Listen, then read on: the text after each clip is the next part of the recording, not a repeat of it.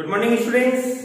आज हमारी इस वीडियो में हम आपको लेसन नंबर 4 के आंकिक प्रश्न जो अपनी पाठ्य पुस्तिका से संबंधित है जिसको हम सॉल्व करेंगे। स्टूडेंट्स वीडियो को पूरा देखें और हर क्वेश्चन को समझते हुए अपनी फेयर कॉपी में भी आप उसको नोट करिए। ठीक है स्टूडेंट्स, इस लेसन की शुरुआत में क्वेश्चन नंबर आपके बनते हैं 1 से 6 7 तक। वो क्वेश्चन आपके काफी इजी हैं जिनको हमने हमारे थ्योरी टॉपिक में हमने आपको कंप्लीट करवा रखे हैं। ठीक है फ्रेंड्स, तो आप अपने थ्योरी पॉइंट्स को पढ़ते हुए उन क्वेश्चनों के जवाब आप आसानी से दे सकते हैं। और फिर भी यदि आपको कोई प्रॉब्लम होती है तो आप कमेंट बॉक्स में आप उन क्वेश्चनों का नंबर डाल सकते हैं जिसकी वीडियो हम लेसन नंबर 4 के सब्स्टिट्यूट के रूप में आपको शो कर देंगे। तो इसलिए इस वीडियो को जल्दी से पूरा देखिए और जो डाउट आपके क्लियर है आप उसको डाउट बनते हैं आपके उनको आप अपने कमेंट बॉक्स में डालकर और मुझे सेंड कर दीजिए ताकि मैं उनका सॉल्यूशन आपको दोबारा से सेंड कर सकूं। ठीक है स्टूडेंट, क्वेश्चन नंबर 7 अपने पास है a plus B plus C plus D equal to 0। Question number 7 है अपना, ये लेसन नंबर अपना जो चल रहा है वह है 4 का। ठीक है ना। क्वेश्चन नंबर 7 में आपको बोला गया है a plus B plus C plus D equal to 0। तो आपको बताना है कि निम्न कथनों में से कौन सा कथन सही है। जिसमें पहला ऑप्शन दे रखा है आपको a b c d में प्रत्येक शून्य सदिश है, मतलब प्रत्येक शून्य हो। आपको थोड़ा प्रैक्टिकली सोचना है इस चीज के लिए। आपको देखना है कि क्या a b c d सभी 0 हो तब जाके ही ऐसा पॉसिबल है क्या। ठीक है, अपना पहला कथन है, अपने को बताना है निम्न में से कौन सा कथन सही है, करेक्ट है। भाई ऐसा जरूरी नहीं, यदि आपके पास सारी वैल्यू 0 है तो मतलब ही नहीं रहा लिमिट्स का आपके पास।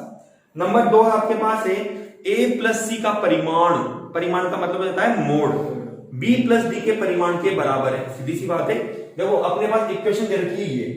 अब इसने कहा है a प्लस सी, मतलब a और c को तो यहां रख लो आप साहब, ये लो आप b और d को उधर ले जाओ बराबर के, तो माइनस के b माइनस के d होगा।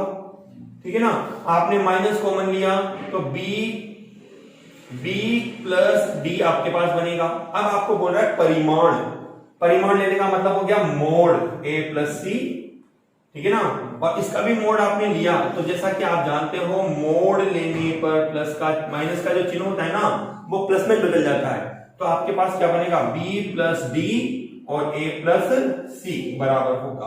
आपका जो ऑप्शन बनता है वो क्वेश्चन नंबर 7 का ऑप्शन नंबर बी आपका सही बनता है कि a plus B a plus C ये अपना रहा का परिमाण मोड हो गया, ये b प्लस डी के परिमाण के बराबर है। क्योंकि माइनस चिन्ह परिमाण में माइनस चिन्ह नहीं लिखा जाता है, परिमाण लेने पर माइनस चिन्ह स्वतः ही आपके पास से हट जाता है, वो प्लस में कन्वर्ट हो जाता है। ठीक है, इस तरह से आपके पास क्वेश्चन नंबर 7 में जो ऑप्शन बनता है वो आपका होगा ऑप्शन बी।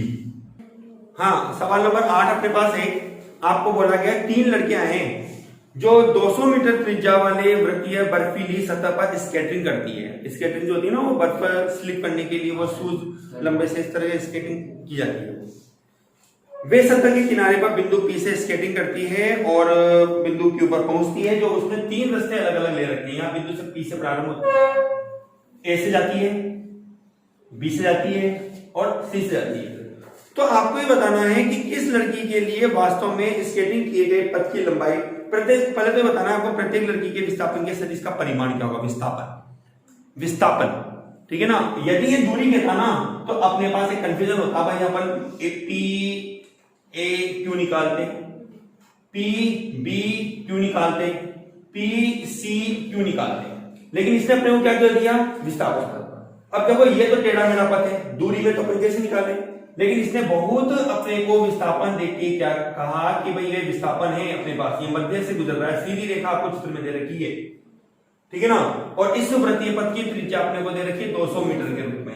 तो हम जानते हैं चूंकि वृत्त का व्यास, वृत्त का व्यास कितना है अपने पास, PQ। ठीक है, तो PQ बराबर हो जाएगा 2 इंटू त्रिज्या। ठीक है, मतलब कि 2 इंटू 200 मतलब कि कितना हो गया, 400 मीटर। ठीक है। अब आगे कहता है अपने को विस्थापन सदिश का परिमाण कितना होगा। विस्थापन सदिश अपने पास कितना बनेगा, 400 मीटर बनेगा। अब आपको बोला गया है किस लड़की के लिए वास्तव में स्केट किए गए पथ की लंबाई के बराबर। आपको अब नॉर्मली प्रैक्टिकली सोचते हुए आपको आंसर बताना है कि इन तीन में से ए बी सी, इन तीन में से वो कौन सी लड़की है जिसने इस 400 मीटर को फॉलो किया है, कौन से 400 मीटर को फॉलो किया है। तो आपका सीधा सा आंसर है, देखो अपन चित्र में देख रहे हैं कि ये लंबाई ज्यादा है तो 400 मीटर तो ये जाएगी नहीं। सी भी देखो, ये भी टेढ़ा टेढ़ा पथ है, ये भी क्या है ज्यादा है तो ये भी नहीं जाएगी। तो कौन है? बी। बी जो लड़की है ना वो क्या करेगी, इस पथ को दोहराएगी, मतलब कि 400 मीटर की दूरी उसके द्वारा तय की जाएगी। तो आपका आंसर क्या बनेगा? आपका आंसर बनेगा कि लड़की बी द्वारा, लड़की बी द्वारा इस पथ को दोहराया जाता है, दोहराया जाता है। ठीक है, इस तरह से आपका ये क्वेश्चन का आंसर होगा। चलिए अब अपना क्वेश्चन नंबर अगला है 9। क्वेश्चन नंबर 9 में आपको क्या बोला गया है कि एक साइकिल सवार है किसी वृत्तीय पार्क के केंद्र ओ से चलना प्रारंभ करता है। आप चित्र में ध्यान से देखिए, बिंदु ओ पर वस्तु है, मतलब व्यक्ति है, और वह साइकिल से चलना प्रारंभ करता है। पहले तो चलता है ओ पी के अनुदिश, फिर वो वृत्तीय पथ के अनुदिश चलता है इस तरह से, बिंदु क्यू पर आता है, और फिर बिंदु क्यू से क्या करता है, वो पुनः बिंदु ओ पर आ जाता है। इस तरह से उसने आपको सवाल में बोला है। आपको बोला गया है केंद्र पर वापस आ जाता है। ठीक है साहब, आइए बेटा, पार्क की त्रिज्या 1 किलोमीटर है, यह अपने पास है, आर बराबर कितना, 1 किलोमीटर त्रिज्या है अपने पास। ठीक है, यदि वो पूरे चक्कर में 10 मिनट लेता, पूरा एक चक्कर कंप्लीट करने में समय लेता है कितना, 10 मिनट। लिख देते हैं अपन इसको, एक चक्कर पूरा करने में लगा समय आपके पास होता है टी बराबर, अपन लिख देते हैं 10 मिनट। ठीक है, आगे जरूरत पड़ेगी उसके अकॉर्डिंग अपन इसको सेकंड में या आवर्स में चेंज कर सकते हैं। सेकंड में यदि आप चेंज करना चाहते हो तो 60 से गुणा कर देना, और यदि घंटों में चेंज करना चाहते हो तो आप 60 का भाग दे देना। चलिए अब इसमें क्या कहता है वह सवाल, पहला सवाल कहता है कि कुल विस्थापन कितना होगा। 3 सवाल है आपके पास, इसका पहला भाग है कुल विस्थापन क्या होगा। कुल विस्थापन, देखिए विस्थापन की मैंने आपको अपनी इसी वीडियो में बता रखा है कि विस्थापन क्या होता है। विस्थापन के रूप में कहते हैं वस्तु द्वारा तय की गई न्यूनतम दूरी, या यूं कह दीजिए वस्तु की प्रारंभिक और अंतिम स्थिति का अंतर विस्थापन कहलाता है। तो अपने सीधा सा कहा कि वस्तु पुनः चक्कर लगाती हुई पुनः अपनी प्रारंभिक अवस्था में आ जाती है, तो आपके पास यहां पर विस्थापन बनता है कितना, 0। विस्थापन बराबर आपके पास क्या बनेगा, 0। ठीक है, आपके पहले सवाल का आंसर बनता है ये, विस्थापन हो गया। नंबर 2 के रूप में आ जाइए, औसत वेग। सवाल नंबर 2 आपके पास है औसत वेग। हमने फॉर्मूला पढ़ा था औसत वेग का भी, विस्थापन बटे समय। तो विस्थापन और बटे समय, विस्थापन जैसा कि आपके पास है 0/10 बराबर कितना हो जाएगा, 0। विस्थापन औसत वेग भी आपके पास क्या बनेगा, 0। अब आ जाइए, इसका नेक्स्ट सवाल है औसत चाल। तीसरा आपके पास क्या बनता है, औसत चाल। अब औसत चाल बराबर अपने पास होती है दूरी बटे समय।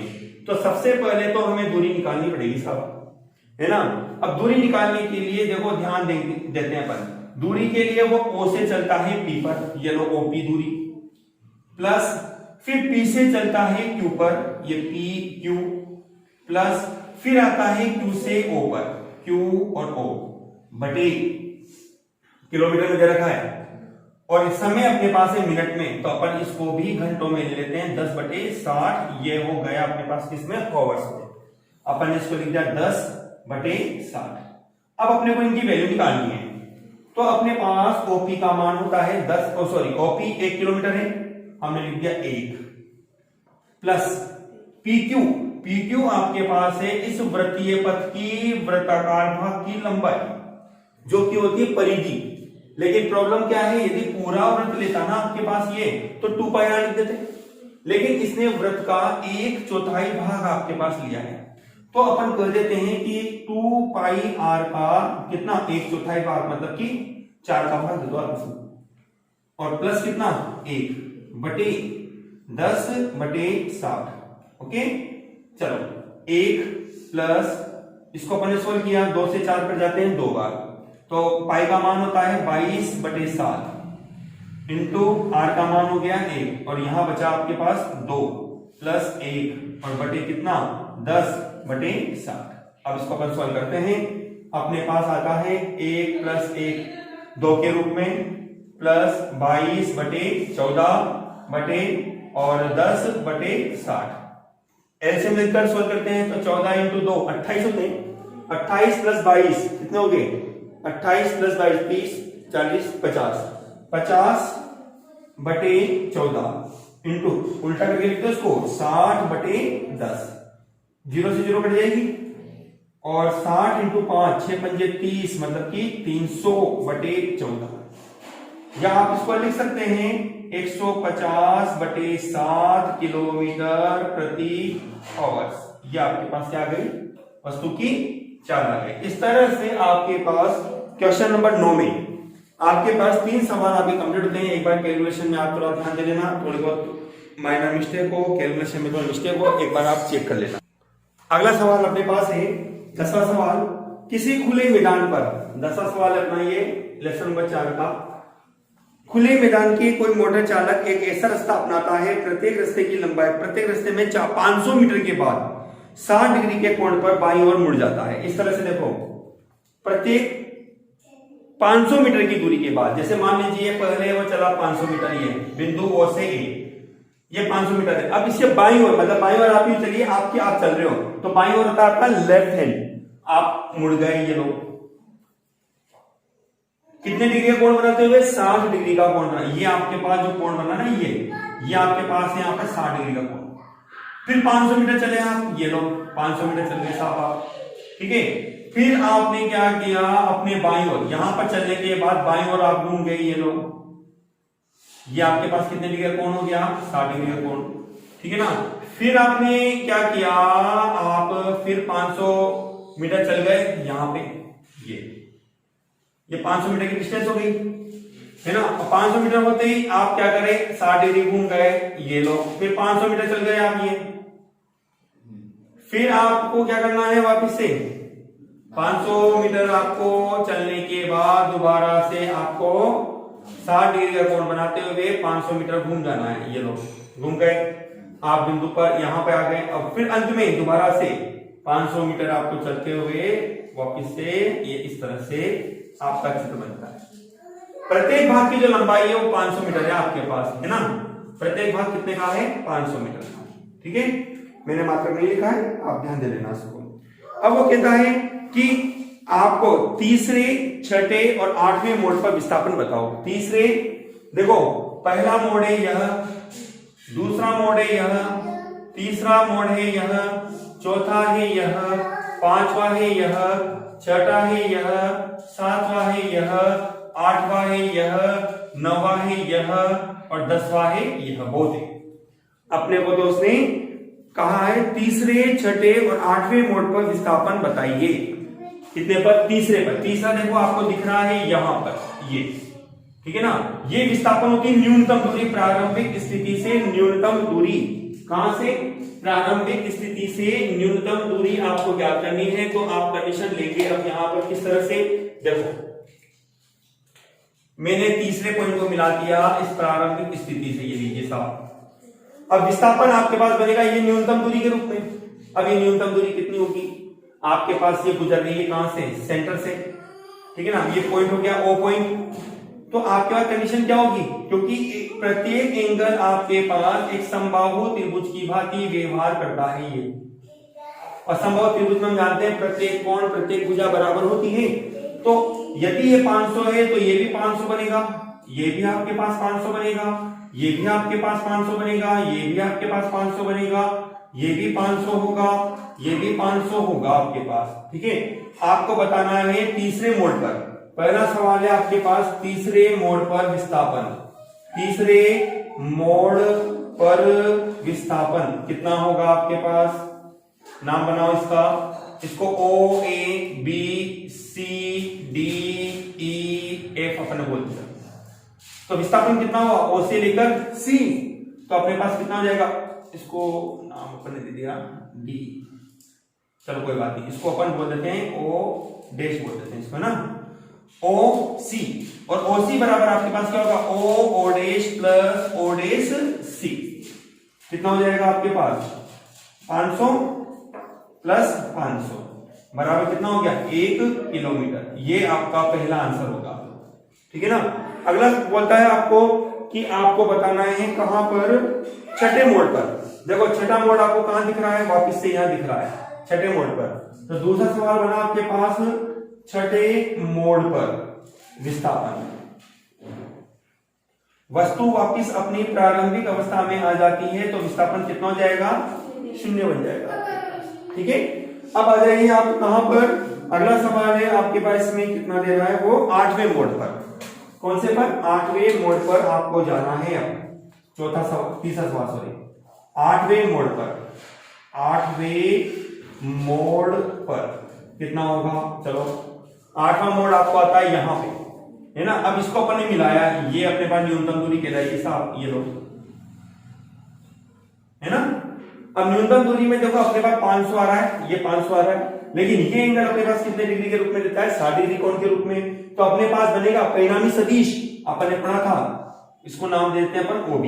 OB बराबर बनेगा अंडर रूट 500 का स्क्वायर, ठीक है, प्लस 500 का स्क्वायर प्लस 2 इंटू 500 इंटू 500 और कोस कितना 60 डिग्री, ठीक है साहब। चलो अंडर रूट 500 का स्क्वायर प्लस 500 का स्क्वायर प्लस 2 500 का स्क्वायर हो जाएगा, दोनों आगे इसलिए।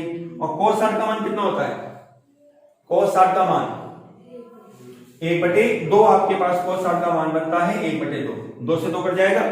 अब देखो 500 का स्क्वायर प्लस 500 का स्क्वायर प्लस 500 का स्क्वायर कितना हो गया, 3 बार आया।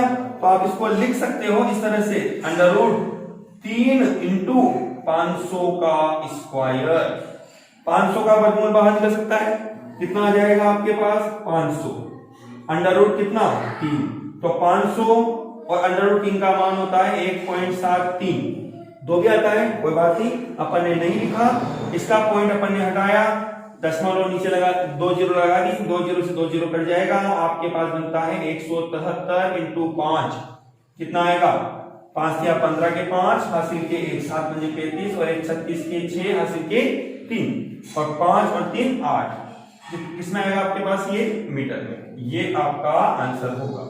इस तरह से यहां पर आपके पास तीसरे मोड़ के लिए विस्थापन तो कुल बनता है 1 किलोमीटर, ठीक है। आप ये केवल ये ध्यान रखो, विस्थापन जो होता है वो न्यूनतम दूरी होती है। आप ये देख लीजिए वस्तु प्रारंभ में कहां है और अंत में कहां है, और उसके बीच की न्यूनतम दूरी निकाल लो, वही आपका विस्थापन बनेगा।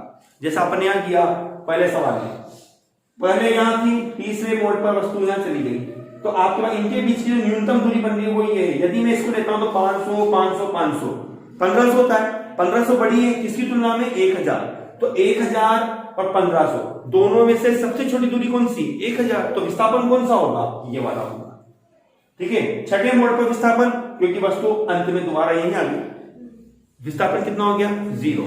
और 8वें मोड़ में अपन ने देखा वस्तु यहां पर है, ठीक है। ऐसी स्थिति में अपने पास समांतर चतुर्भुज के योग नियम का परिणामी सदिश ज्ञात करने का नियम लगेगा, जिसका फॉर्मूला अपने पास था r बराबर under root p square plus q square plus 2pq cos theta. आप इस फॉर्मूले में वैल्यू रखोगे और आप इस क्वेश्चन को सॉल्व करोगे तो अपना आंसर लगभग बनता है कितना 865। हाँ, तो अब अपना अगला सवाल है 11वां सवाल। 11वें सवाल में आपको बोला गया है कि कोई यात्री नए शहर में आता है और वह स्टेशन से सीधी सड़क पर स्थित किसी होटल तक जो 10 किलोमीटर की दूरी पर है। मतलब स्टूडेंट्स अपने को ये दे रखा है, ये तो है स्टेशन इसका, ठीक है, और यह है इसका होटल, ठीक, जिसकी डिस्टेंस आपको बीच की दूरी दे रखी है आपको 10 किलोमीटर, ठीक है ना।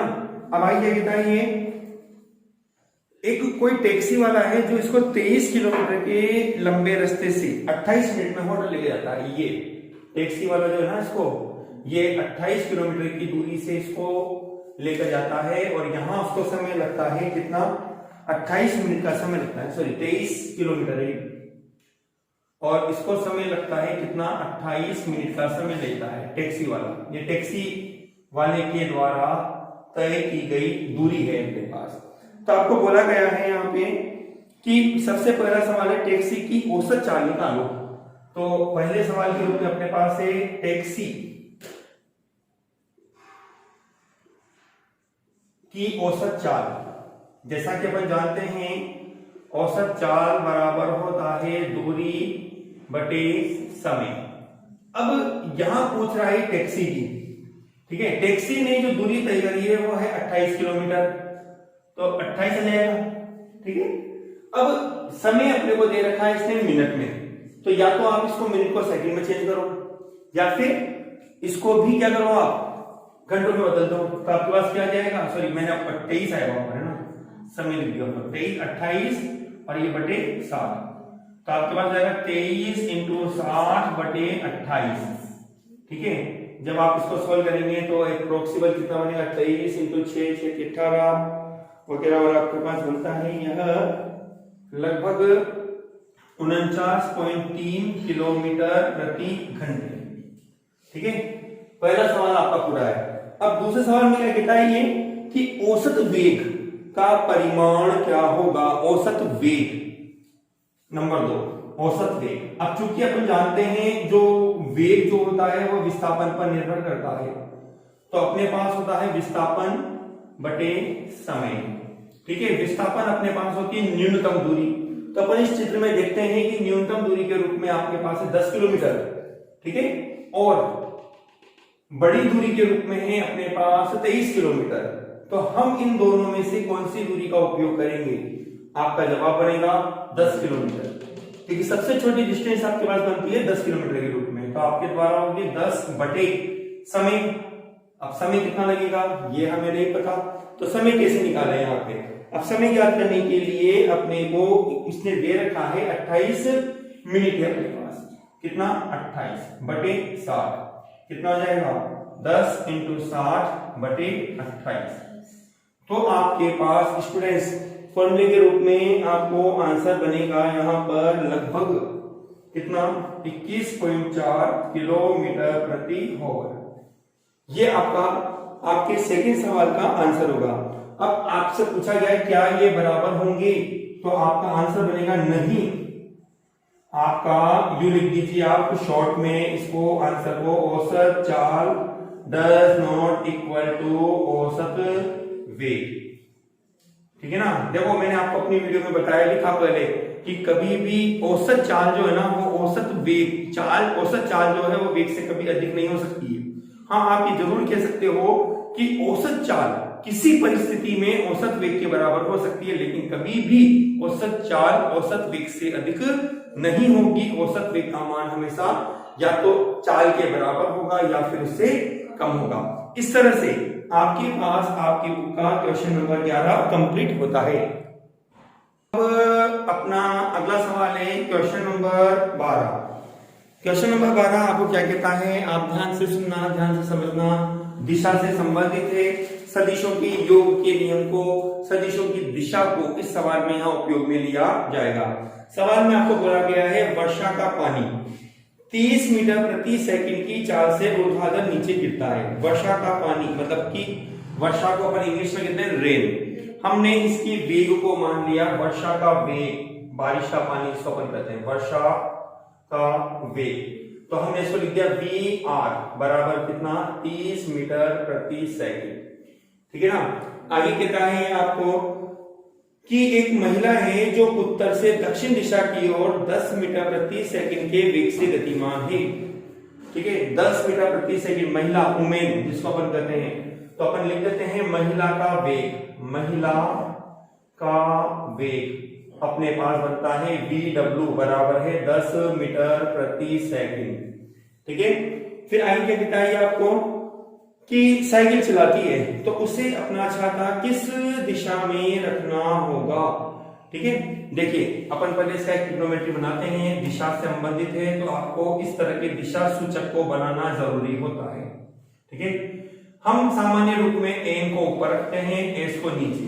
हमेशा दिशा सूचक में नॉर्थ ऊपर रहता है, साउथ नीचे रहता है, दाहिनी ओर ईस्ट होता है और बाईं ओर आपके पास बनता है वेस्ट डायरेक्शन। ठीक है ना, ये ध्यान रखना, ये कंफर्म है, इसको अपन चेंज नहीं कर मतलब आप अपने सवाल के अनुसार इसको चेंज तो कर सकते हो, लेकिन एक जो परमानेंट जो फिक्स आपके पास सूचक होता है वो इस तरह का है।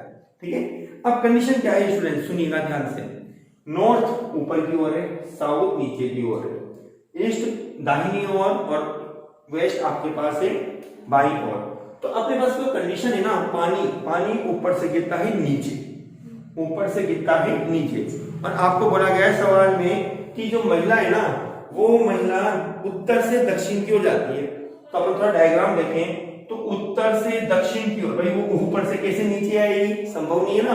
तो अपन इसको थोड़ा सा घुमा देते हैं डायग्राम को, इस डायग्राम को रोटेट कर देते हैं अपन ने ये मान लिया भाई एन इधर आ गया अपने पास। अब एन इधर आ गया तो ये एन यहां चला गया, तो वेस्ट इधर आएगा। ठीक है ना, और यहां कौन था, साउथ इधर आ गया, तो ईस्ट अपने पास इधर आ गया। ठीक है ना, ऐसा अपन कर सकते हैं सवाल के अनुसार।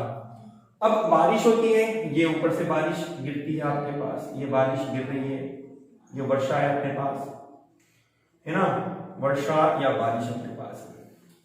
ठीक है, अब महिला जो छाता रखेगी वो किस तरह से रखेगी, तो अपने कहा वर्षा से बचने के लिए महिला है ना अपना छाता अपने सापेक्ष वर्षा के वेग की दिशा में रखती है। महिला अपना छाता अपने सापेक्ष, अपने मतलब उमेन के वेग है ना, अपने सापेक्ष वर्षा के वेग की दिशा में रखती है, की दिशा में रखती है। जैसे फॉर एग्जांपल मान लीजिए ये महिला का छाता है, ये छाता है आपके पास, ये महिला का छाता है और ये बारिश गिर रही है, ये महिला की दिशा हो गई, ये महिला की दिशा हो गई और महिला ने छाता इस तरह से पकड़ रखा है, ये एंगल आपके पास बन गया थीटा। अब जैसा कि आप जानते हैं जब दिशा पूछता है तो दिशा में आपको tan थीटा निकालना रहता है। ठीक है, अब कंडीशन क्या है, ये महिला का वेग हो गया साहब अपने पास, अपने उत्तर से दक्षिण दिशा दे रखी ना, हाँ उत्तर से दक्षिण, तो महिला का वेग हो जाता है VW, ये हो गया आपके पास बारिश का वेग VR के रूप में। ठीक है, अब अपने को निकालना रहा वर्षा का महिला के सापेक्ष वेग, इसलिए वर्षा का महिला के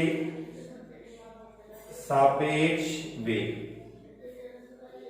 देखो ध्यान दो, वर्षा का मतलब कि R, वर्षा कौन है R रेन के रूप में, महिला कौन W, के सापेक्ष वेग निकालना है आपको। आप क्या निकालोगे, VRW, पढ़ने का तरीका बताया मैंने, आगे से पढ़ते हो ना, तो R मतलब रेन का महिला के सापेक्ष, और पीछे से पढ़ते हो तो महिला के सापेक्ष वर्षा का वेग। लिखने का तरीका होगा VR माइनस VW। ठीक है, वैल्यू रखोगे आप इसमें तो आपको बनेगा VRW, VR का मान और VW का मान आपको निकालना है। VR का मान आपके पास कितना है 30 माइनस VW आपके पास बनता है 10। सुनिए ध्यान से, महिला जो है ना वो उसके विरोध में जा रही है, किसके, बारिश के। भाई अपन बारिश की दिशा के अनुदिश जाएंगे, बारिश आ रही है यूं, तो महिला को जाना चाहिए था उत्तर दिशा में, जबकि महिला जाती है किस ओर, दक्षिण। तो विरोध हो गया ना, यहाँ पे विरोध होता है तो अपन चिन्ह का उपयोग करेंगे, इसका माइनस का। तो अपने पास बन जाएगा यह 30 प्लस 10 बराबर कितना, 40 मीटर प्रति सेकेंड। ये अपने पास हो गया विरोध के रूप में, विरोधात्मक हो गया अपने पास ये। ठीक है, अब अपने को उसने क्या बोला, उसने आपको बोला है कि महिला को अपना छाता किस दिशा में रखना होगा। ये जरूरी नहीं था आपको निकालना, ये अपने को जरूरी नहीं था यहाँ पे। अब छाते की दिशा आपको निकालनी है, दिशा तो अपन जानते हैं, इसलिए tan थीटा लाल बटे कक्का के रूप में निकालना है। कोण थीटा ये बन रहा है, लंब ये हो जाएगा ठीक है ना, लाल बटे कक्का, लंब बटे आधार। लंब कौन है, VW के रूप में, भाई ये किसके समांतर, तो ये तो कोण के सामने वाली वजह लंब हो गई, और ये कौन हो गया, आधार। तो लंब के रूप में तो अपन लिख दिया VW, और आधार के रूप में अपन लिख दिया VR। तो VW का मान है 10 और VR का मान कितना है अपने पास, 30। तो कितना हो जाएगा, tan थीटा बराबर होगा 1/3, या थीटा इक्वल टू आप लिख सकते हो tan इनवर्स 1/3। अब देखो यदि अपने पास ये मान हल करने योग्य होता ना तो अपन इसको हल कर सकते थे। जैसे एग्जांपल समझिए, जैसे मान लीजिए आपका ये आंसर 1 आया हल करने पर, जब 1 आया ना तो 1 मान किसका होता है, tan 45 का। तो आप यहाँ 1 की जगह लिख सकते हो tan 45, tan से tan आपने तुलना कराई तो थीटा इक्वल टू कितना हो जाएगा, 45 डिग्री। तो आपका आंसर कितना हो जाएगा, 45 डिग्री में। लेकिन 1/3 मान लगभग होता है 0.33। हम इसको बिना सारणी से पढ़ नहीं सकते। सारणी आपके पास प्रैक्टिकली सारणी होती है जो वैज्ञानिकों ने दी गई होती है, जो आपकी किताब में भी दी गई होती है, शायद दे रखी हो या नहीं दे रखी हो, लेकिन प्रैक्टिकल बुक में आपको ये सारणी दी गई होती है, जिसमें देखकर आप इस मान एंगल का मान निकाल सकते हो कि 0.33 जो कोण है tan थीटा के लिए वो कितने डिग्री पर बनेगा। अपन इसको न्यूमेरिकली सोल्व नहीं कर सकते हैं, ये सारणी के बगैर सोल्व नहीं होता है, सारणी से आप इसको सोल्व कर सकते हैं। इस तरह से आपका ये क्वेश्चन नंबर 12 है। ओके स्टूडेंट्स, हाँ तो अपना क्वेश्चन नंबर 13 नेक्स्ट सवाल है।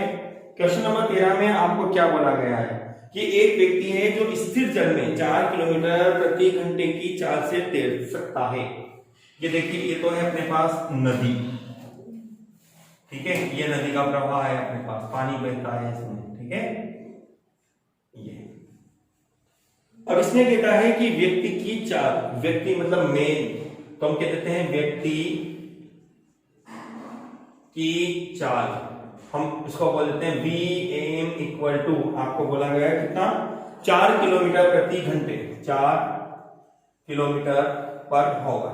देख लेंगे आगे सवाल में, यदि अपने को इसको मीटर प्रति सेकंड में चेंज करना होगा तो मीटर प्रति सेकंड में अपन इसको चेंज कर लेंगे, ठीक है। आगे कहता है कि उसे 1 किलोमीटर चौड़ी नदी को पार करना है। इस नदी की जो चौड़ाई आपको दे रखी है ना, ये चौड़ाई, ये आपके पास है 1 किलोमीटर, ठीक है। आगे कहता है वह कि इस नदी को पार करने में कितना समय लगेगा, समय निकालना है साहब अपने को।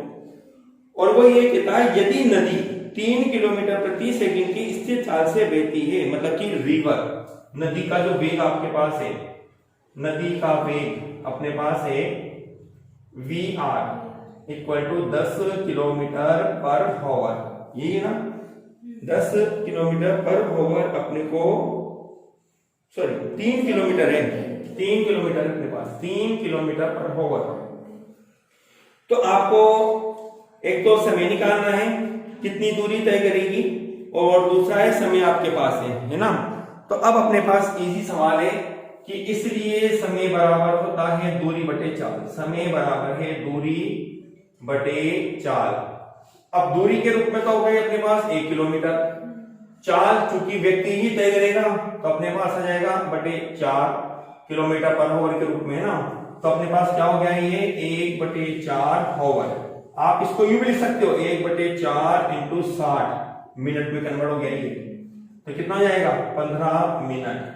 ये आपका पहला आंसर है आपके इस सवाल का, 15 मिनट आपका आंसर बनता है। अगला जो अपने पास इसमें जो पूछी गई है कि इस व्यक्ति को कितनी दूरी तय करनी होगी अतिरिक्त, देखो सुनो प्रैक्टिकली सोचना। अब ये व्यक्ति जैसे ना, ये व्यक्ति इस नदी में इस किनारे से उस किनारे जाना चाहता है, वास्तव में तो दूरी ये है साहब, ये थोड़ा प्रैक्टिकली सोचना पड़ता है न्यूमेरिकल के लिए आपको यहाँ पे, है ना।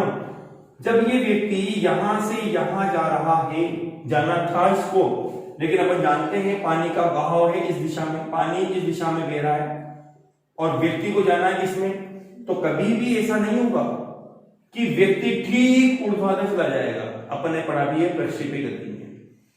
यदि मैं यूं कहता ना कि ये व्यक्ति इसके अनुदिश चलता है तो बात समझ आती है, तो जा सकता है। लेकिन आप यूं कहना चाहते हो कि व्यक्ति ठीक ऐसा चला जाए, ऐसा नहीं होगा। लेकिन एक किनारे से जब दूसरे किनारे पर जाएगा तो इस प्रारंभिक स्थिति के सापेक्ष कुछ दूरी अतिरिक्त तय करेगा। मतलब वो ठीक यहां से यहां नहीं जाएगा, वो बल्कि कुछ टेढ़ा हुआ वह ए से बी पर चला जाएगा। कहां पर? ए से बी पर। ये एंगल की स्थिति आपके पास हो जाती है यहां पर थीटा के रूप में। ठीक है, अब अपने को यहां ये बताना है कि इसके द्वारा कितनी दूरी अधिक तय की जाएगी, डिस्टेंस, ये मतलब यहां से यहां की तुलना में ये दूरी अपने पास कितनी होगी। तो ऐसी स्थिति में अपने पास सीधा ये कि पानी के प्रवाह में बह रहा है वो, ठीक है ना, पानी के प्रवाह में बह रहा है, मतलब कि पानी की चाल कितनी है अपने पास? 3 किलोमीटर, 3 के रूप में, है ना। और कितने समय में रहेगा? समय अपने पास है कितना? 15 मिनट। तो आपको दूरी निकालनी है, तो दूरी बराबर होती है चाल इंटू समय। तो अपने पास क्या बनेगा? अपन इसको लैंग्वेज के रूप में लिख सकते हैं, अतः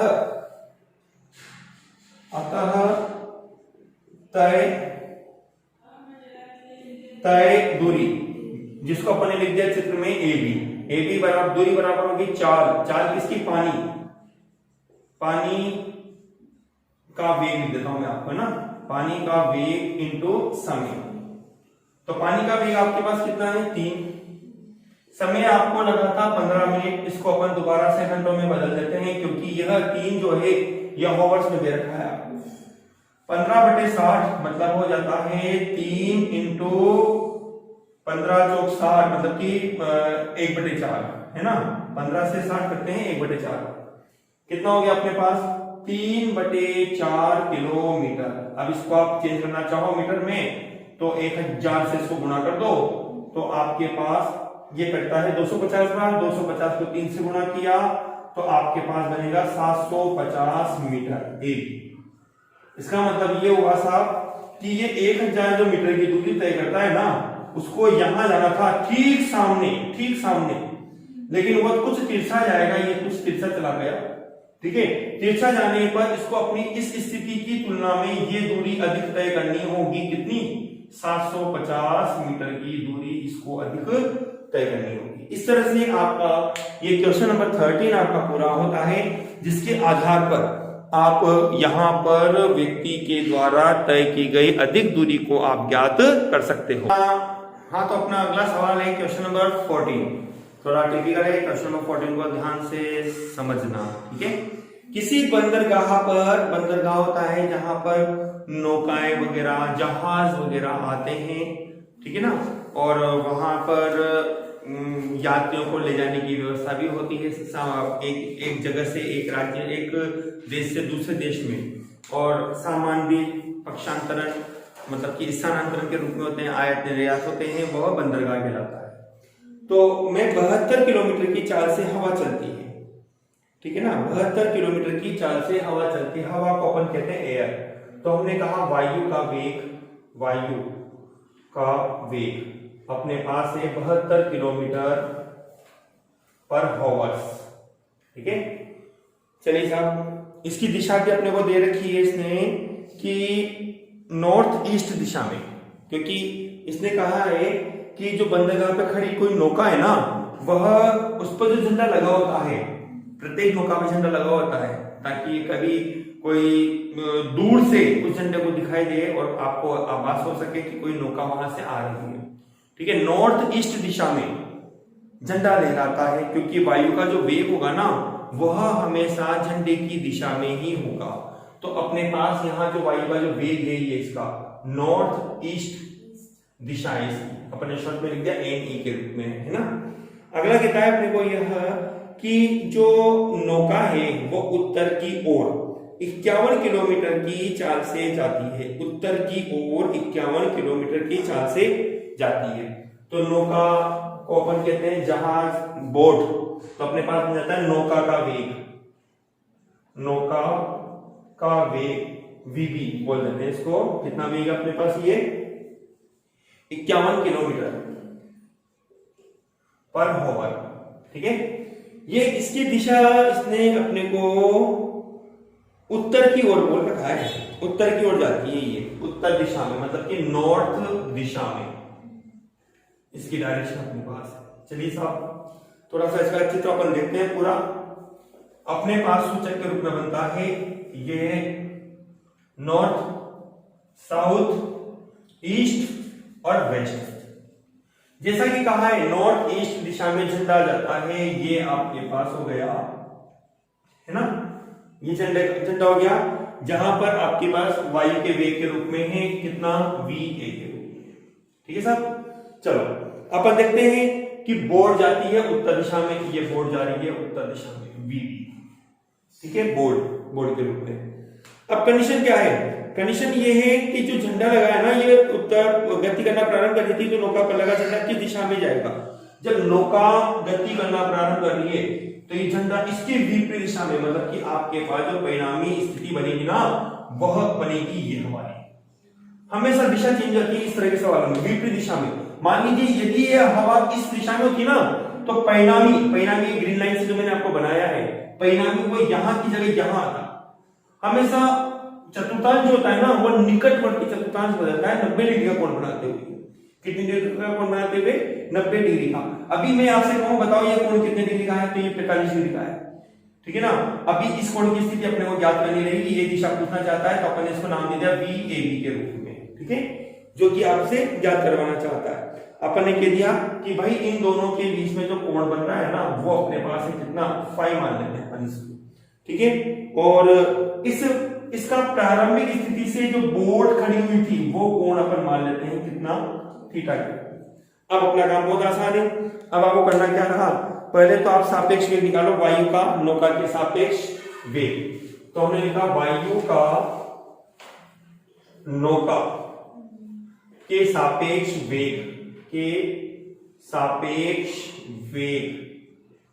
वी वायु आई एयर और board, VA minus VB, value रखो आप।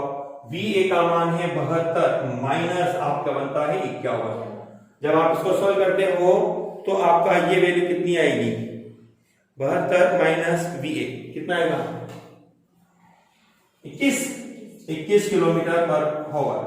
मतलब ये जो है ना सापेक्ष, ये वाली कौन सा झंडा जिस दिशा में लहरा रहा है, वो आपके पास जा रहा है ईस्ट और साउथ दिशा में। याद रख लो आपको कि इसका सापेक्ष बनेगा यह, यदि यहां बोर्ड होती, झंडा इस दिशा में होता या वायु इस दिशा में होती, तो इसका सापेक्ष बनेगा यह, ठीक है। यदि इसके रूप में अपन करते हैं, नॉर्थ से ईस्ट और वेस्ट में दिशा गतिमान होती, तो इसका अपोजिट बनता यह, इसका अपोजिट बनता यह, इसका अपोजिट बनता यह, इसका अपोजिट बनता यह। लेकिन वस्तु अपने पास जा रही है नॉर्थ की ओर, तो अभी अपने पास ये ऊर्ध्वाधर रूप में आएंगे इस ओर। यदि जैसे आप वेस्ट से ईस्ट या ईस्ट से वेस्ट ज्यादा ना, तो आपके पास पक्षांतर, मतलब जो क्षैतिज रूप में दिशा होती है आपके पास, ठीक है। ये 21 किलोमीटर पर आवर अपने पास आ गई। अब अपने को VAB की दिशा ज्ञात करनी है, तो हमने कहा माना VAB जो है, माना VAB जो आपने ये लिख रखा है, VAB VA से फाई कोण पर स्थित है, फाई कोण, ये तो निकालना है आपको, कोण पर स्थित है, जिसकी दिशा अपने को यहां पर ज्ञात करनी है, ठीक है। तो अपने पास क्या बनेगा कि यहां पर थीटा इक्वल टू बन जाता है ये थीटा। बताओ आप कितने डिग्री बनेगा, थीटा की वैल्यू आपको निकालनी है साहब। जैसा मैंने भी कहा था, ये कोण तो आपके पास ठीक 90 डिग्री 45 डिग्री के रूप में जाएगा अर्थात, और यहां से यहां तक की स्थिति आपके पास होती है 90 डिग्री, तो थीटा बराबर कितना बना आपके पास, 135 डिग्री, ठीक है ना। तो अपने पास कंडीशन बनेगी यहां पर थीटा इक्वल टू 135 डिग्री। अपने को जरूरत पड़ेगी घटक निकालने के लिए। हमने पढ़ा था दिशा के रूप में सदिश समांतर चतुर्भुज के नियम में tan थीटा बराबर था हमारे पास Q, फॉर्मूला था साइन थीटा बटे P plus Q cos theta. निकाली थी अपनी दिशा, तो अपने पास बनेगा tan theta equal to Q कौन होगा अपने पास, Q के रूप में आएगी बोर्ड, जिसका वेग है अपने पास VB साइन 135 डिग्री बटे P air VA plus VB और cos कितना 135 डिग्री। चलिए वैल्यू रखिए। VB बोर्ड है आपके पास, बोर्ड का वेग कितना था आपका 51 डिग्री, ठीक है, sorry 51 kilometre. Sine 135 90 plus theta, मतलब कि दूसरे चतुर्थांश में, और दूसरे चतुर्थांश की शर्त होती है साइन पॉजिटिव होता है, तो वैल्यू आएगी 90 प्लस थीटा, मतलब 90 प्लस 45, जिसको अपन लिख सकते हैं 1/√2। मैंने आपको ये वैल्यू निकालना सिखा रखा है, आपको अच्छी तरह आती भी है, आप इसका यहाँ यूज करेंगे। ठीक है, 72 प्लस 51 इंटू कोस 135, कोस आ गया, सेकंड चतुर्थांश बनेगा, लेकिन वैल्यू क्या होगी आपके पास, नेगेटिव रूप में जाएगी, तो आपको मिलेगा माइनस के 1/√2। सोल्व करो इसको, सोल्व करोगे तो कितना बनेगा आपके पास, यह 51/√2 बटे इसका एलसीएम लोगे तो 72 इंटू √2 माइनस कितना 51, माइनस क्यों आएगा, प्लस माइनस होता है, बटे √2। ठीक है, √2 आपस में कैंसिल हो जाएगा, आपके पास बनेगा 51/72 माइनस 51। ठीक है, इसको अपने को सॉल्व करना है, इसको अपन को सॉल्व करेंगे तो लगभग ये वैल्यू आपके पास आती है 1 के रूप में, लगभग वैल्यू होगी, और 1 आपके पास बनता है किसके, लगभग 1045 के। ये अप्रोक्सीमेट लिख दिया मैंने, वैल्यू 0.95 की समथिंग आ रही है, इसको अपन ने 1 के रूप में लिख दिया, मतलब कि tan थीटा इक्वल टू अपने पास आ गया कितना, 45 डिग्री के रूप में। तो थीटा इज इक्वल टू कितना बना अपने पास, कितना हो गया, 45 डिग्री, ये वैल्यू आ गई साहब अपने पास, है ना। अब अपने को क्या निकालना रहा, अपने को ये बताना है कि VAB द्वारा पूर्व दिशा में कितना कोण बनेगा। तो अपन ने कहा VAB जो कि सापेक्षता का पूर्व दिशा में, पूर्व मतलब हो गया ईस्ट, पूर्व दिशा में बना कोण, क्या करोगे आप, आपने जो कोण निकाला है ना, फाई आपके पास बना हुआ है, टोटल कोण कितना था 5, फाई को आप 5 में से आप क्या करिए 45 डिग्री को यहाँ पर लेस कर दीजिए, तो 5 माइनस हो जाएगा 45 डिग्री, क्योंकि ये तो इनमें निकालना है आपको, ये वाला है ना। तो ऐसी कंडीशन में आपके पास होगी 5 माइनस 45 डिग्री, और 5 ऑलरेडी आपके पास क्या बनाता है 45 डिग्री का angle, 45 minus 45 is equal to कितना बन जाएगा 0 डिग्री। मतलब कि आपका जो आंसर होगा ना, वो आप क्या कहोगे कि झंडा जो लगभग है वो पूरब दिशा में लहराएगा। कौन सी दिशा में, पूरब दिशा, क्योंकि 0 डिग्री का कोण कहां बनेगा, इसी अक्ष में बनेगा आपके पास, है ना। तो अपन कहेंगे इसलिए झंडा जो आपके पास है, झंडा पूर्व दिशा में, ये लगभग में आ रहा है आंसर, है ना, पूर्व दिशा में लहराएगा, ये अपना आंसर बनता है। ठीक है, चलिए अब इस क्वेश्चन को जल्दी से आप इसका स्क्रीनशॉट ले लीजिए और अपने फ्लैट नोटबुक में आप इसको नोट कीजिए।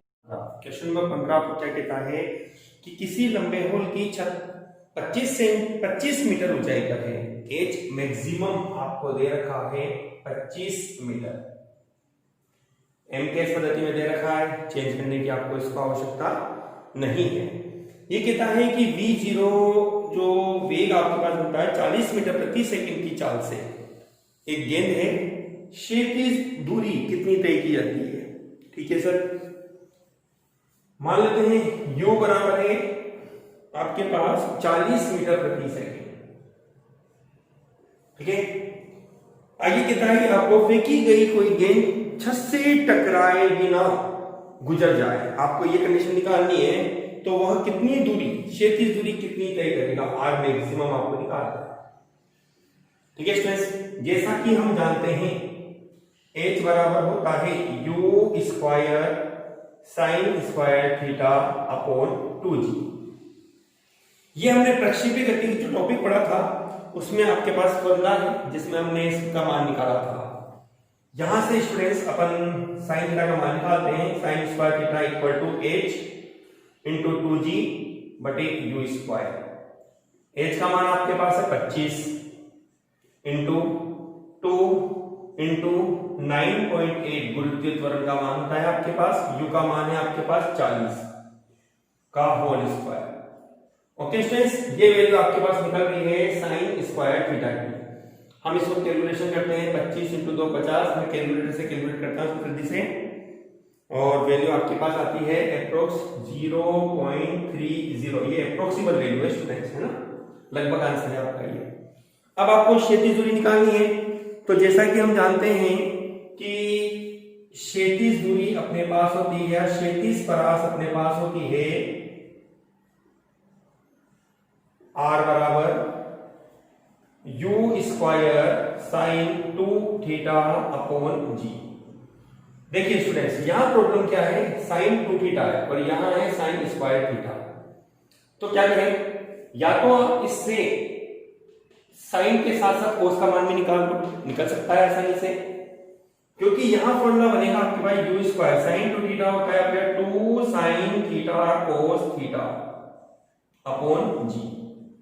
ठीक है, तो क्या करें हम, हमारे पास साइन स्क्वायर थीटा का मान तो इससे निकल जाएगा, मतलब कि ये तो हो गया अपने पास साइन थीटा बराबर हो जाएगा अंडर रूट 0.30।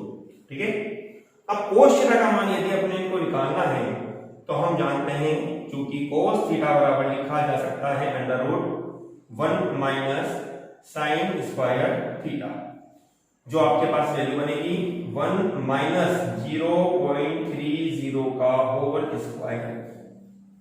आपको इसको सोल्व करना है। कोस थीटा का मान कितना आता है, अप्रोक्स आपके पास बनेगा 0.83। ठीक है, चलिए अब वैल्यू रख दो आप, इसलिए r बराबर यू का मान आपके पास है 40 का स्क्वायर इंटू 2, साइन थीटा का मान आपके पास है अंडर रूट 0.30, कोस थीटा का मान आपके पास है 0.83 बटे जी का मान आपके पास है 9.8। जब आप इसको कैलकुलेट या मैथमेटिक कैलकुलेशन आप करते हैं इसकी, तो आपके पास ये वैल्यू एप्रोक्स बनेगी 150, लगभग 150 मीटर के रूप में एप्रोक्स वैल्यू है आपके पास, ये एप्रोक्स वैल्यू है आपके पास।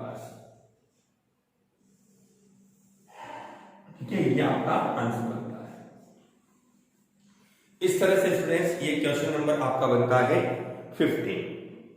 ठीक है, इरेज कर देता हूं मैं इसको। अब नेक्स्ट अपन लेते हैं क्वेश्चन नंबर 16।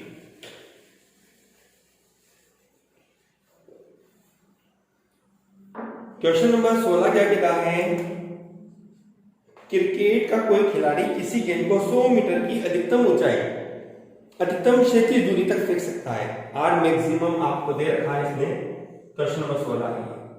आर मैक्सिमम बराबर दे रखा है आपको 100 मीटर। ठीक है, 100 मीटर, और आर मैक्सिमम का फॉर्मूला होता है, अभी हमने सवाल देखा भी था, sine square theta sorry sine square 2 theta upon जी।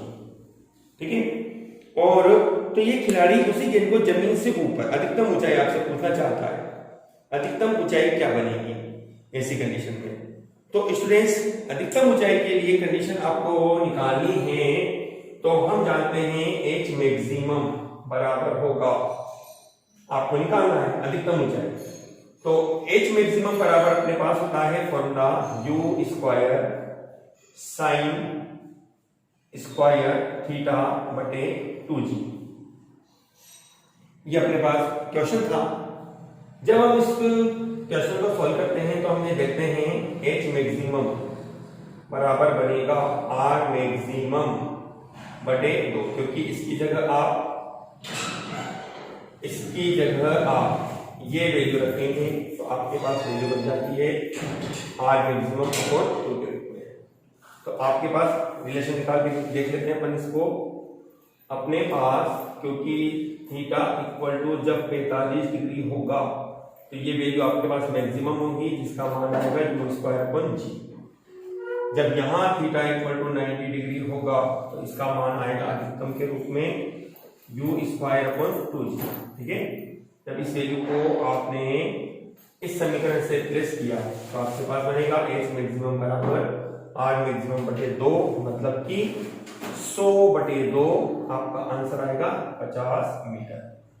ये आपका आंसर बनता है। इस तरह से आपका क्वेश्चन नंबर 16 पूरा होता है। अगला सवाल आपके पास है क्वेश्चन नंबर 17। क्वेश्चन नंबर 17 आपके पास क्या कहता है कि 80 सेंटीमीटर लंबे धागे के एक सिरे को इस तरह से, ये धागे की लंबाई दे रखी 80 सेंटीमीटर, एल बराबर आपको दे रखा है 80 सेंटीमीटर, मीटर में कन्वर्ट करेंगे 80 इंटू 10 की घात माइनस के 2 मीटर। पत्थर बांधकर इसे एक समान चाल से क्षैतिज वृत्त में घुमाया जाता है। यदि 25 सेकंड में 14 चक्कर लगाता है तो 1 सेकंड में चक्करों की संख्या, तो हमने कहा 1 सेकंड में चक्करों की संख्या जिसको हम आवृत्ति के रूप में लेते हैं, n बराबर बनेगा, आपको बोला गया है 25 सेकंड में 14 चक्कर लगाता है तो आपके पास आएगा 14/25 चक्कर प्रति सेकंड के रूप में। ठीक है, आपको पूछा गया है त्वरण और इसका दिशा क्या होगी, तो अपन जानते हैं कोणीय आवृत्ति ओमेगा बराबर आपके पास बनती है कोणीय आवृत्ति ओमेगा बराबर 2πn के रूप में। ठीक है, और आपको इसी रूप में दिशा त्वरण निकालना है तो अपन जानते हैं, इसलिए a बराबर होता है ओमेगा स्क्वायर r डोरी की लंबाई के रूप में है ओमेगा स्क्वायर n, तो आपको बनेगा ओमेगा का मान 2πn का होल स्क्वायर, l का मान आपके पास है 80 इंटू 10 की घात माइनस के 2, 2 पाई का मान 3.14, n का मान आपके पास है 14/25 का स्क्वायर इंटू 80 इंटू 10 की घात माइनस के 2। आप इसको सॉल्व करेंगे तो आपके पास ये वैल्यू बन जाती है लगभग 9.8 मीटर प्रति सेकंड स्क्वायर के रूप में। इस तरह से ये आपके पास क्वेश्चन नंबर बनता है आपका 17।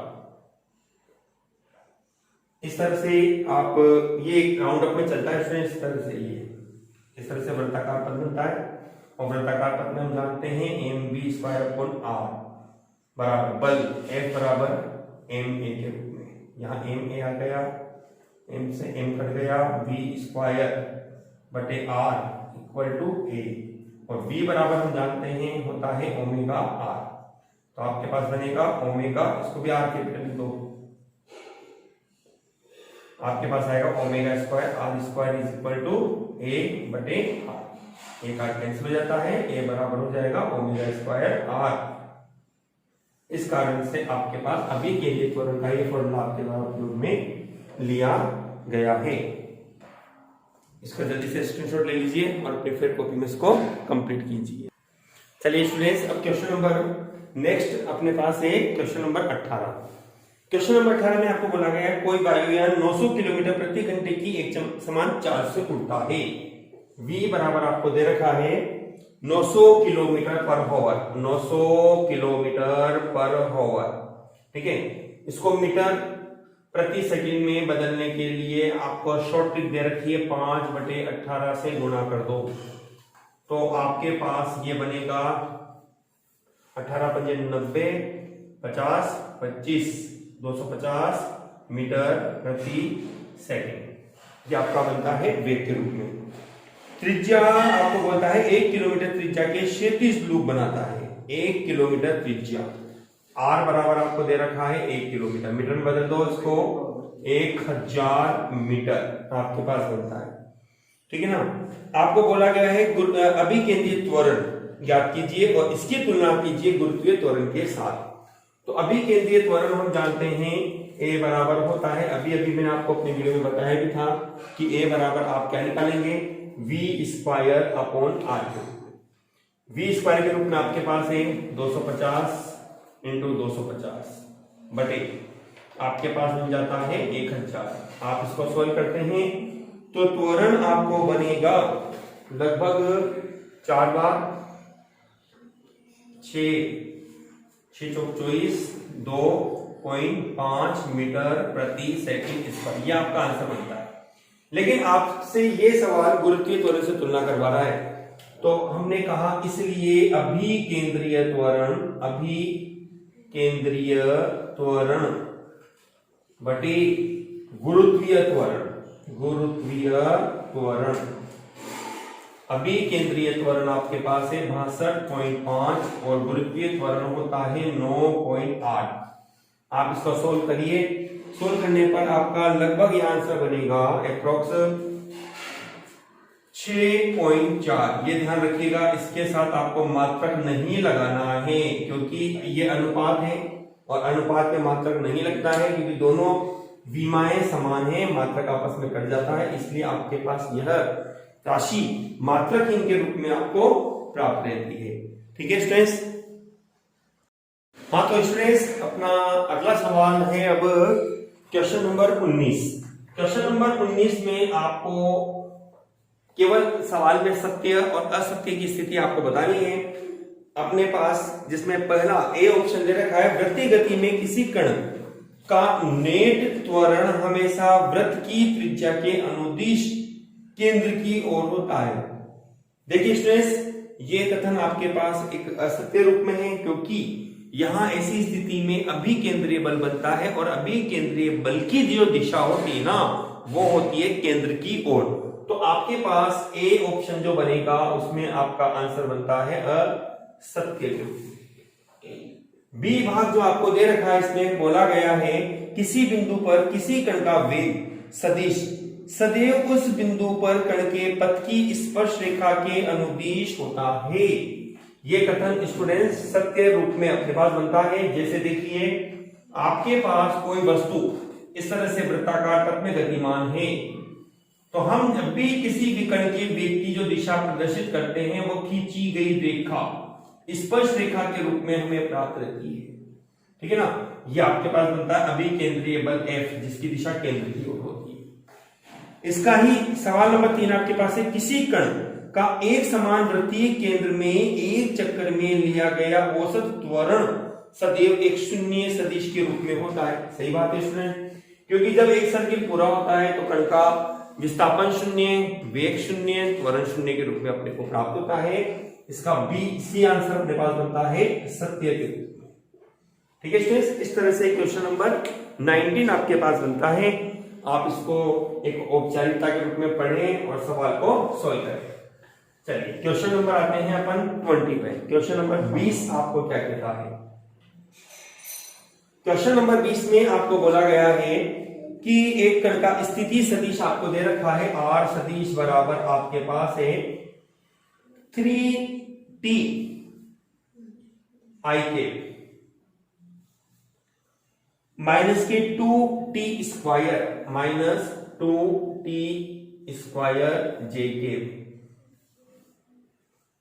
प्लस 4k के प्लस 4k के। ये वैल्यू आपको दे रखी है मीटर में। ठीक है, आपको बोला गया है कि पहले सवाल के रूप में इसका वेग और त्वरण निकालिए। देखिए, जैसा कि हम जानते हैं वेग स्थिति का या विस्थापन का समय के सापेक्ष परिवर्तन होता है। तो यदि हम इस समीकरण का वेग निकालते हैं तो v बराबर होगा dr/dt। अवकलन हमने पढ़े हैं जिसके आधार पे v डायरेक्ट अपन लिख सकते हैं इसको d/dt। वैल्यू अपने रखी 3t i के माइनस के 2t स्क्वायर जे के भी है स्टूडेंट्स प्लस 4k के।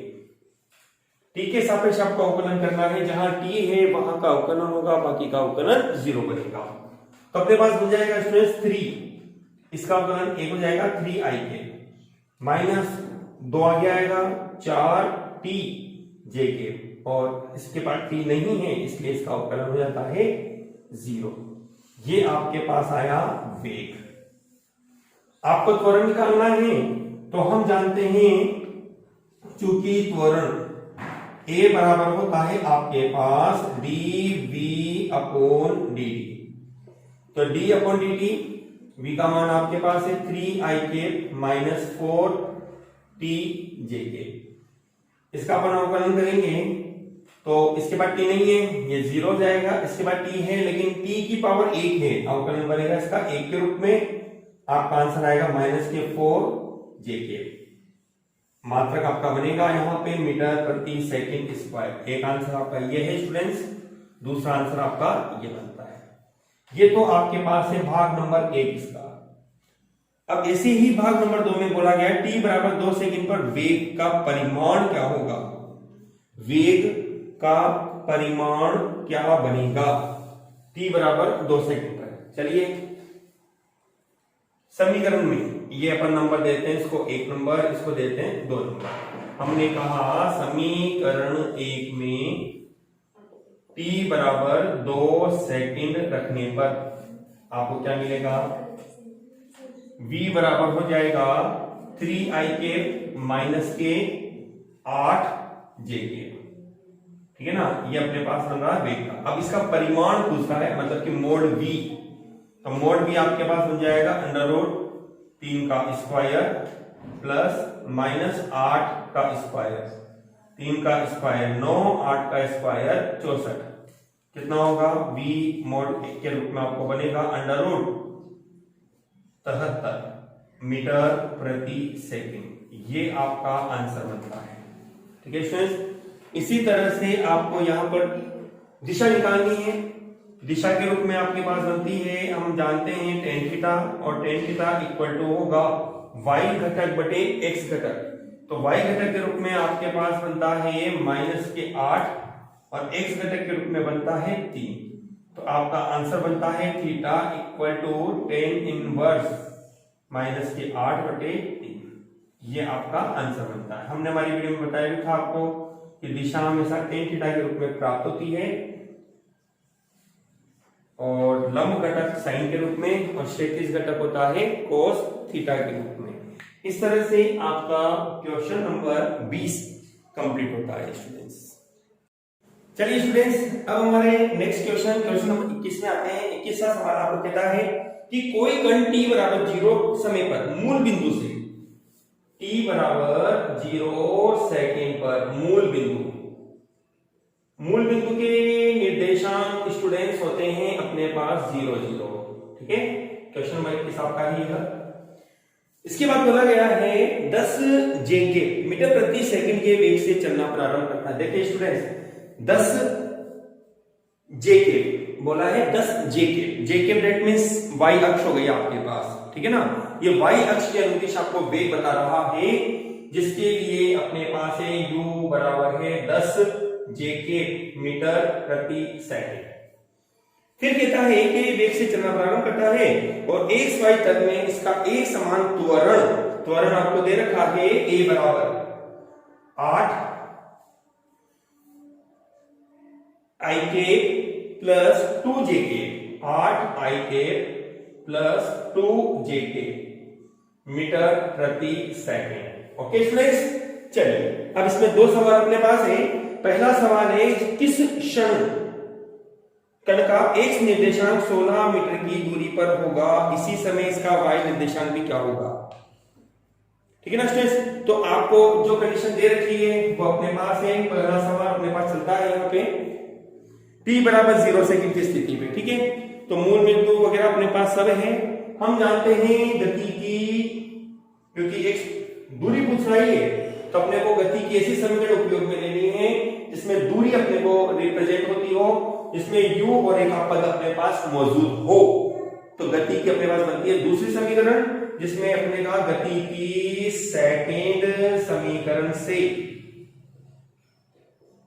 s बराबर ut plus half a t square आपको बनता है। s के रूप में आपको x अक्ष के रूप में बोल रहा है यह, तो स्थिति अपने पास बन जाएगी कि रिजल्टेंट है, अपन इसको r मान लेते हैं। u अपने पास है 10 JK into T plus half a का मान अपने पास है 8 i के प्लस 2 जेके और इंटू टी स्क्वायर। आप इसको ले सकते हैं, r बराबर होगा 10 JK into T plus 4 i के प्लस जेके इंटू टी स्क्वायर।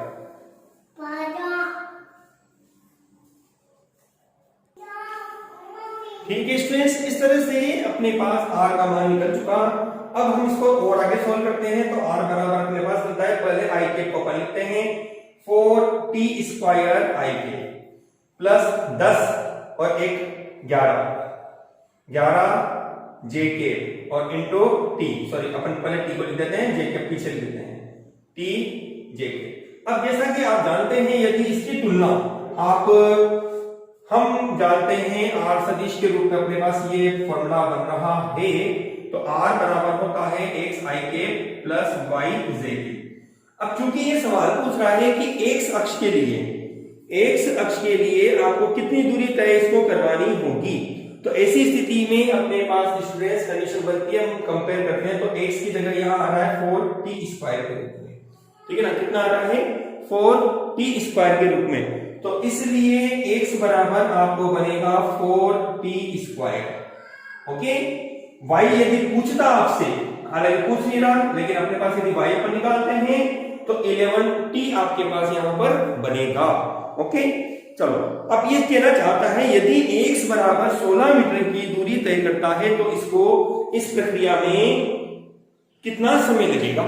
कोई बात नहीं, ये लीजिए x के, चूंकि x बराबर दे रहा है 16, तो 16 बराबर हो जाएगा 4t², 4 से 16 4 बार कटता है, तो t बराबर आपको बनता है कितना 4t², सॉरी, तो आपके पास बन जाएगा t बराबर होगा 2 सेकेंड। ये आपका पहला सवाल बनता है, इस तरह से t बराबर आपको 2 सेकेंड प्राप्त होता है। अब ये कहना चाहता है स्टूडेंट्स कि इसी समय पर y निर्देशांक कितना होगा, y निर्देशांक, अब आपके पास देखिए, इसलिए हम लिख देते हैं, इसलिए y निर्देशांक क्या बनेगा आपके पास, क्योंकि y बराबर आपके पास है 11t, 11 इंटू टी की जगह हो गया 2, तो आपके पास बनता है 22 मीटर। मतलब कि ऐसी स्थिति में यह y अक्ष पे तो 22 मीटर की दूरी तय करेगा और x अक्ष पे यह 16 मीटर की दूरी तय करने के लिए 2 सेकंड का समय लेता है। चलिए स्टूडेंट्स, ये तो था हमारे पास इस सवाल का पहला भाग। अब सवाल का दूसरा भाग है, इस क्षण कण की चाल कितनी होगी, कण की चाल कितनी होगी, चाल। सेकंड भाग है आपके पास, मैं इधर कर देता हूं स्टूडेंट्स, सेकंड भाग इसका ही, सेकंड क्वेश्चन है आपका, चाल पूछ रहा है। तो चूंकि हम जानते हैं चाल दैट मींस वेग, वेग बराबर होता है आपके पास dr/dt के रूप में, तो v बराबर बनेगा आपके पास d/dt 4t² i के प्लस 11t j के, ठीक है। तो अपने पास बनता है 8t i के प्लस 11 j के। अब t बराबर आपने रखा 2 सेकेंड, तो आपको मिलेगा v बराबर होगा 8 इंटू 2 i के प्लस 11 j के। तो v बराबर 8 दूनी 16 i के प्लस 11 j के। ये आपके पास आता है वेग, ठीक है, वेग सदिश। और परिमाण के रूप में पूछता है तो v बराबर हो जाएगा √16 का स्क्वायर प्लस 11 का स्क्वायर। 16 का स्क्वायर स्टूडेंट कितना होता है, 16 का स्क्वायर आपके पास बनता है, 16 का स्क्वायर कितना होता है, जल्दी से अपनी नोटबुक में सोल्व कर। चलिए 16 का स्क्वायर आपके पास बनता है 256 प्लस 11 का स्क्वायर बनता है 121। जब आप इनको ऐड करते हैं तो आपके पास ये बनता है कितना बनेगा स्टूडेंट्स, सॉरी 11 कितना होगा, 6 और 1 7, 5 और 2 7, 2 और 1 3। v बराबर आपके पास आता है √377 मीटर प्रति सेकंड। इस तरह से आपका ये क्वेश्चन नंबर बनता है 21, ठीक है स्टूडेंट्स। ये क्वेश्चन नंबर 21 का एक कंप्लीट सॉल्यूशन है जो आपने अपने इस क्वेश्चन में देखा। एक अच्छा सवाल है जिसमें अपने इस लेसन को पूरा रिपीट इसने कर दिया है। चलिए स्टूडेंट्स क्वेश्चन नंबर 22 को देखते हैं। क्वेश्चन नंबर 22 में क्या कहता है आपको, यह कि i के तथा j के क्रमशः x और y अक्ष के अनुदिश एकांक सदिश है। i के प्लस j के तथा i के माइनस j के का परिमाण और दिशा ज्ञात करो। पहले देखिए अपने पास है i के प्लस j के, पहले तो इसका परिमाण निकालते हैं अपन। परिमाण अपने पास इसको अपन मान लेते हैं p के रूप में, ठीक है स्टूडेंट्स, p सदिश। तो परिमाण बनेगा मोड p बराबर होगा √1 का स्क्वायर प्लस 1 का स्क्वायर बराबर होगा √2, ठीक है। ये तो पहला भाग बना। दिशा, दिशा निकालने का तरीका मैंने आपको बोल रखा है, tan थीटा के रूप में आपके पास बनता है y का घटक, सॉरी j के का घटक बटे i के का घटक। तो आपके पास बन जाता है 1/1, मतलब कि tan 45 डिग्री। तो थीटा बराबर आपको बना कितना, 45 डिग्री। ये पहला आंसर है और यह आपका इसका ही एक और आंसर है। इसी प्रकार से Q सदिश आपको दे रखा है i cap minus j cap. इसमें भी सेम आपको परिमाण निकालना है और दिशा निकालनी है। तो परिमाण हो जाएगा मोड p बराबर होगा √1 का स्क्वायर प्लस -1 का स्क्वायर बराबर √2। ये आपके पास इसका पहला सवाल। फिर इसी में आपको बोला गया है दिशा, जिसमें बनता है tan थीटा। अब चूंकि देखिए यहां पर एक तो माइनस में बन रहा है और एक प्लस में, तो माइनस के 1/1। अब ये वेरिएशन आपको निकालनी है ट्रिग्नोमेट्री के चतुर्थांश के आधार पर, ठीक है, जिसको अपन ने पढ़ा भी है ASTC के फॉर्मूले के रूप में ट्रिग्नोमेट्री में 90 minus theta 90 plus theta 180 minus theta 180 plus theta के रूप में। तो ये वैल्यू अपने पास बनती है स्टूडेंट्स tan 135 डिग्री की, जिसका वैल्यू आपके पास बनती है tan 135 डिग्री या -45 डिग्री भी आप इसको कह सकते हो, ठीक है। अपने पास अगली स्टेप में क्या कहता है सवाल में, आपको बोलना है a सदिश बराबर आपको दे रखा है 2i cap plus 3j cap. अब a सदिश बराबर आपके पास है 2i cap plus 3j cap का i cap plus j cap के साथ और i cap minus j cap के साथ, दोनों के साथ आपको घटक निकालने हैं स्टूडेंट्स। क्या निकालने हैं? घटक निकालने हैं। तो अब कंडीशन क्या है, देखो पहले तो निकालेंगे आप p के सापेक्ष। तो अपन करते हैं इसका पहला भाग p सदिश के सापेक्ष। थोड़ा फॉर्मूला ध्यान देना, इसका टिपिकल फॉर्मूला बन रहा है इसका, क्योंकि दोनों के सापेक्ष निकालना है। तो डॉट प्रोडक्ट के रूप में आएगा a सदिश डॉट p सदिश बटे आपको लेना है मोड p, ठीक है, मोड p के रूप में। अब a कौन है? 2i cap plus 3j cap, mode dot के रूप में है p आपने मान रखा है i cap plus j cap बटे मोड p का मान आपने निकाल लिया था कितना, √2, ठीक है। चलिए इसको सोल्व करते हैं अपन। देखो ऐसे जब जोड़ होता है अपने पास यहाँ पे, तो i कैप वाली को i कैप से गुणा करो, j कैप वाली को j कैप से, और आंसर लिखेंगे आप 1 के रूप में। जैसे i cap dot i cap आता है ना, तो उसकी वैल्यू होती है 1। यदि विपरीत आता है i cap dot j cap आया या j cap dot k cap आया या k cap dot i cap आया, तो वो वैल्यू होती है 0।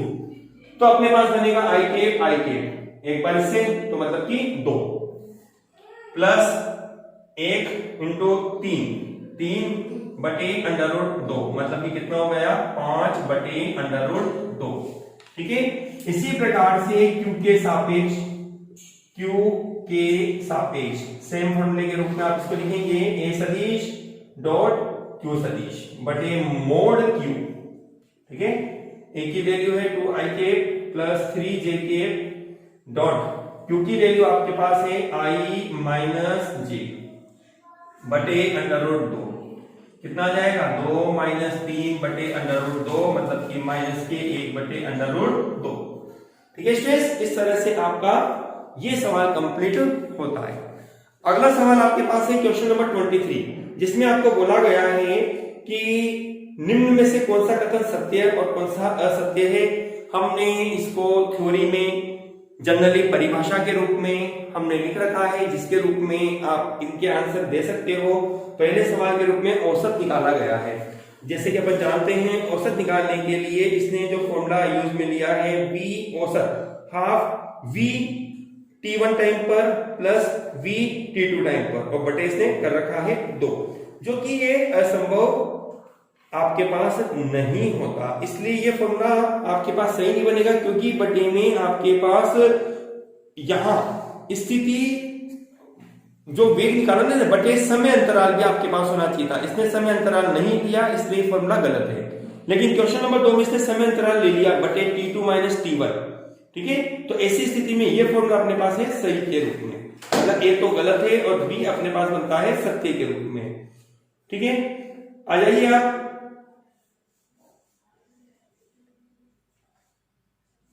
सी के रूप में, r बराबर है v प्लस at। देखिए गति का समीकरण होता है v बराबर u प्लस at, ऐसा कोई फॉर्मूला आपको नहीं बन रहा, इसलिए यह फॉर्मूला भी आपका असत्य बनता है। क्वेश्चन नंबर डी आपके पास बनता है r बराबर r0, सही है ये। आर बराबर R plus B T plus half A T square, ये फॉर्मूला बनता है गति का सेकेंड समीकरण, जिसको हमने कलन विधि और गति की समीकरण के आधार पे हल किया था। x2 बराबर x1 plus UT plus half A T square के रूप में। तो यह वही फॉर्मूला आपके पास है, तो ये सत्य के रूप में आपको प्राप्त रहता है। अगला सवाल आपके पास है औसत त्वरण। औसत त्वरण के रूप में आपको बताना है क्या फॉर्मूला सही है या गलत है। वेग परिवर्तन बटे समय अंतराल, तो वेग परिवर्तन ले रहा है vt2 माइनस vt1, वेग में परिवर्तन बटे समय अंतराल t2 माइनस t1, इसलिए फॉर्मूला आपका सत्य है। क्वेश्चन नंबर 24 आपको देता है कि निम्न में से कौन सी राशि सदिश है और कौन सी अदिश है। ये जनरली हमने थ्योरी में पढ़ा है काफी सारा, आप इसको सॉल्व कर सकते हैं। ठीक है स्टूडेंट्स, यदि फिर भी कोई डाउट आपके पास रहता है तो आप इसको कमेंट बॉक्स में लिखकर आप अपने टॉपिक को लिख सकते हैं, उसका जवाब आपको मिल जाएगा। चलिए अपना अगला सवाल है, आखिरी सवाल अपने इस लेसन का, क्वेश्चन नंबर 25। कोई वायुयान पृथ्वी सतह से 3400 मीटर की ऊंचाई पर उड़ता है। ये मूल बिंदु O हो गया, यहाँ कोई प्रेक्षक है, ये इसकी ऊंचाई आती है 3400 मीटर। ठीक है स्टूडेंट्स, 3400 मीटर आपके पास होता है। ये कहता है कि पृथ्वी पर प्रेक्षक अवलोकन करता है और वायुयान 10 सेकंड की दूरी तक, देखिए जैसे कि ये वायुयान यहां से चलना प्रारंभ हुआ और ये यहां तक चलता है, 10 सेकंड का समय लेता है बिंदु P से Q पर आने के लिए। तो ऐसी स्थिति में यहाँ कोण बनता है कितने डिग्री का स्टूडेंट्स, आपके पास टोटल कोण बता रखा है इसने 30 डिग्री का कोण बनता है। तो ये दोनों कोण आपके पास हो जाते हैं अर्धक के रूप में, जिसको आप लिख सकते हो 15-15 डिग्री के रूप में। ठीक है ना। आगे कंडीशन कहता है आपको कि ऐसी स्थिति में वायुयान की चाल क्या होगी। वायुयान की चाल आपको निकालनी है। देखिए स्टूडेंट्स, पहले आप क्या करिए कि यह त्रिभुज जो है आपको स्पष्ट नजर आ रहा है, समकोण त्रिभुज के रूप में है। ठीक है ना। तो आप पहले एक त्रिभुज को सोल्व करो और फिर उसको 2 से मल्टीप्लाई करके PQ की दूरी को आप निकाल सकते हैं। तो ऐसी स्थिति में स्टूडेंट्स अपन ये कहेंगे 10 सेकंड में तय की गई दूरी, 10 सेकंड में तय की गई दूरी कितनी होगी, बराबर PQ। डायग्राम में दे रखा है इसमें P से Q आता है, तो PQ बराबर कितना होगा, क्योंकि अपने पास है PA बराबर AQ। ठीक है ना।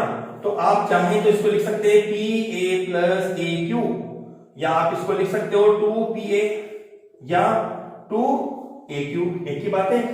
अपने को करना क्या रहा, अपने को या तो PA का मान निकालो या AQ का मान निकालो। तो PA या AQ निकालने के लिए आपको जानकारी है ये कोण थीटा बन रहा है ना।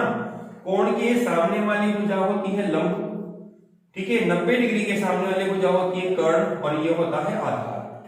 ठीक, तो अपने को देखो एक तो लंब निकालना है, लेकिन इसके लिए अपने पास आधार है।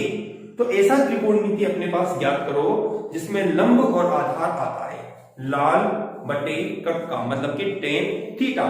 तो अपने पास बनेगा tan 15 डिग्री बराबर, कोई सा भी एक त्रिभुज का सेट ले लो, उसमें से आप लाल बटे कट का लंब मतलब कि AQ बटे आधार मतलब कि AO, या लिखा जा सकता है AQ बराबर होगा OA tan 15 डिग्री। ठीक है, तो आपके पास बनता है AQ बराबर होगा, OA का मान कितना था आपके पास 3400 इंटू tan 15। देखिए स्टूडेंट्स, tan 15 एक ऐसा एंगल बनता है जो हमारे पास सारणी में उपलब्ध नहीं होता। ठीक है ना। इसका मान ज्ञात करने के लिए आप एक विशेष ट्रिग्नोमेट्री टेबल होती है जो आपकी बुक में शायद लास्ट पेज पर दे रखी हो, या फिर आपको प्रैक्टिकल बुक में ये सारणी दे रखी होती है, जिसकी ही मदद से आप इसको आंसर को सॉल्व कर सकते हैं। इसलिए अपने पास कुल दूरी जो बनेगी, अपना जो आंसर होगा PQ बराबर होगा, ठीक है, PQ बराबर कितना हो जाएगा 3400 इंटू tan 15 डिग्री, दूरी बराबर है 4 इंटू समय के रूप में अपने को निकालना है। अब इसका tan 15 का मान आपको ज्ञात करना है, तो मैं इसको डायरेक्ट सामने से देख के आपको बता देता हूं ये वैल्यू आपके पास बनती है 3400 इंटू 0.268। मैंने यहां पर इसको 2 से गुना नहीं किया, 2 से मल्टीप्लाई है, इंटू 2 इंटू 0.268 तो इसलिए PQ आपके पास बन जाता है कुल 1822, लगभग 1822.4 मीटर के रूप में। ठीक है, ये आपका पहले सवाल के रूप में दूरी आ गई है, कुल दूरी, लेकिन ये पूछ रहा है चाल क्या होगी। तो अपन जानते हैं, इसलिए चाल बराबर होता है दूरी बटे समय। ठीक, दूरी आपके पास है 1822.4, समय आपके पास है 10 सेकंड के रूप में। जब आप इसको सॉल्व करते हैं तो आपके पास आता है 182.24 मीटर प्रति सेकंड। ये आपका आंसर बनता है स्टूडेंट्स। इस तरह से स्टूडेंट्स हमारी इस वीडियो में हमने लेसन नंबर 4 के आपको सारे सवाल आपको सॉल्व करके दिखाए। आप इनको अपनी फेयर नोटबुक में नोट करिए। ठीक है, वीडियो को पूरा अवश्य देखिए, और यदि अभी तक भी आपने चैनल को सब्सक्राइब नहीं किया है तो सब्सक्राइब अवश्य कीजिए। ओके स्टूडेंट्स, वीडियो को अधिक से अधिक शेयर भी कीजिए।